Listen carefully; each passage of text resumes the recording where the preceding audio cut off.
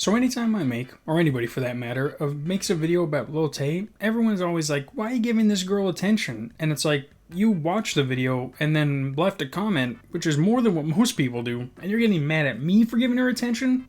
You know, if you don't watch the video, that's not giving her attention. But you went out of your way to engage with a video your brain doesn't even want you to engage with, but whatever disability you have force you to do so. Now YouTube's gonna think you want to watch more videos like this. So I hope whoever you are, you get recommended this video. But yes, this video is about Lil Tay, and it's just funny talking about her. When you can see through people's bullshit, it's funny to talk about them. I wish more people would see so, but you guys are more than enough for me. But Lil Tay is hammering down this dad thing on us until someone actually believes her.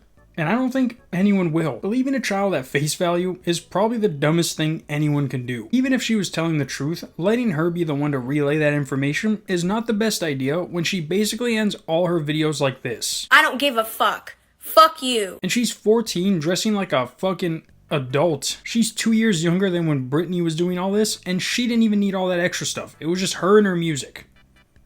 For a while. But obviously, her mom is trying to get the most out of everything she can out of Lil Tay. She was gone 5 years, and she knows her brother can't do shit. So now they're trying to squeeze 5 years worth of Lil Tay into a small period of time, which ends up with stuff overlapping, like her music and the shit about her dad. Every video about her, including mine, mentions her music for a split second, and then goes straight into shut the fuck up, you're a child. Like this time, and this is why I made the video, because this is ridiculous how we're letting a 14-year-old do all this without anyone telling her to shut the fuck up. If you ever worked around kids, then you would know that a shut the fuck up to the face would solve so many problems. I've never done it, but you can tell which kids fall into that sticks and stones and words will break their bones because they're made of just pure emotion and not bone. Like, I don't care about her music and that she's getting popular. It's how she's doing it that I have a problem with. Like, just listen to her recent Instagram story. Chris Hope, you fucking swatted me.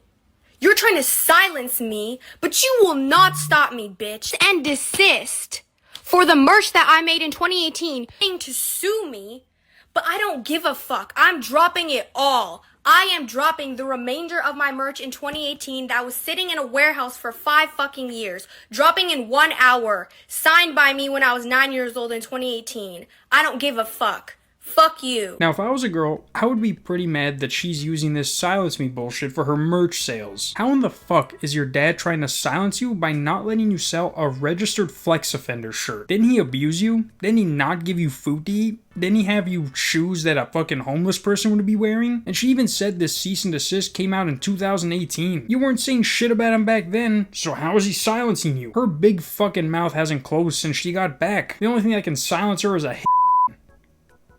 You have to bleep that out.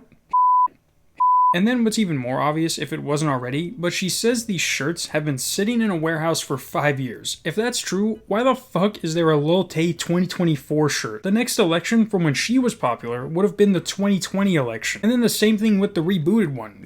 They were made in anticipation for this? I wouldn't be surprised. And also, she says she's going to sign some of the merch that's being sold. And if you go to the website, it says only the first 500 orders are going to be signed of each item. She has 34 items on her site. That's a total of 17,000 signatures. And 19 of the items are already sold out. So that's already a guaranteed 9,500 signatures she's going to have to do. And that's not even counting the other items that aren't sold out, so you don't know if they've actually sold 500 or not. So that's at least 10,000 plus signatures she's going to have to fucking do. That's child abuse. So I actually went back on the site and it says every shirt that comes with an autograph was autographed in 2018. It even says first 500 orders were signed in 2018.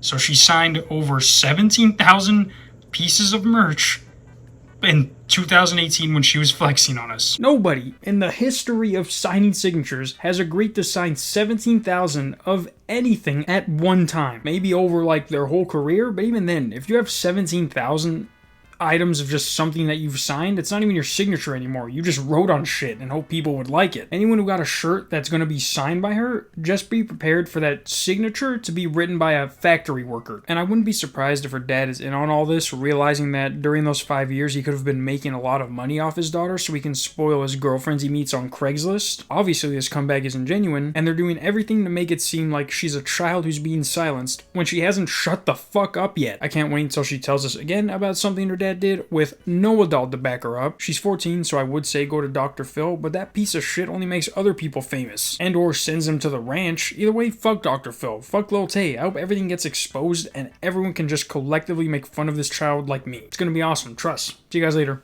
Peace.